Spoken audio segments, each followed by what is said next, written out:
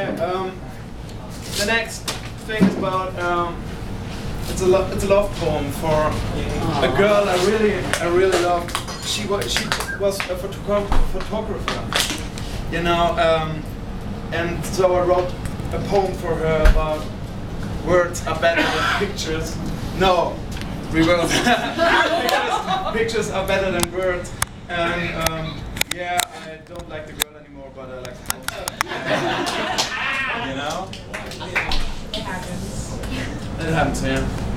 Poetry or the Kodak picture plea. I write poems. And what do? You push poetry off its throne. You laugh at the shards and photograph them, make them innocuously kissable, diffuse every bomb, silence every fascist. Right hand armed with a weapon of fact, while I've got nothing to oppose you in one, and in the other, a pen. An old companion with whom I drank, who understood, with whom I wrote and shared the word time.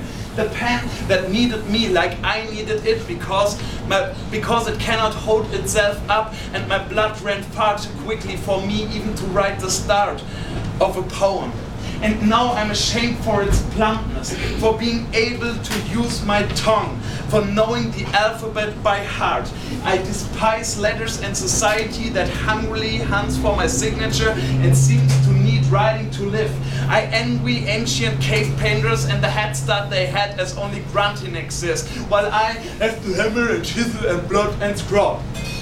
You park your eye behind the finder and relaxingly capture in pictures the safari we call life, just as they capture me when I hang in front of them and desperately say, Lars, what do? You write poems?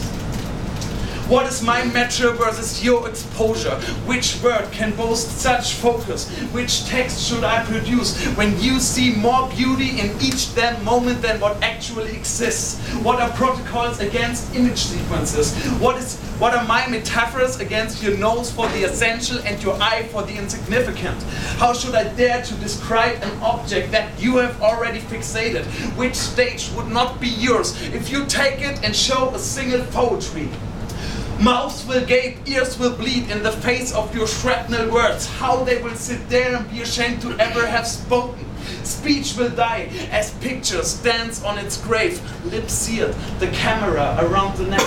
Me, one of your students, still one from way back when, as people still unnerved each other with vocal cord miscarriages and did not yet eat their way through life with hungry eyes, but vocabulated their way through life with diligent hands and lips. As people still stood on corners and babbled, and there was no death penalty for small talk, because the sentence, a picture says more than 1,000 words, was a stupid phrase for awkward moments and not yet a world-ruling ideology, as it was not so nice and quiet yet.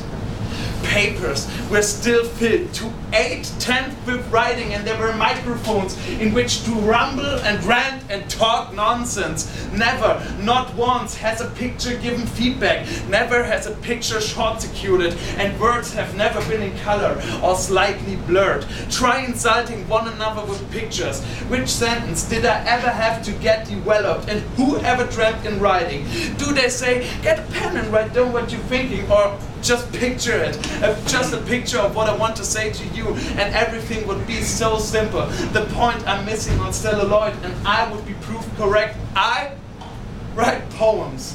Now what would I need ears for? Those useless, misshapen sound receivers. My face shall be one single eye. Do you have cold eyes in winter or cold ears? Do you fall in love with eyes or with ears? Do you fall in love with eyes or with ears? Do you fall in love with eyes or with ears? Who the fucking hell needs ears? Thank you for listening. Wow.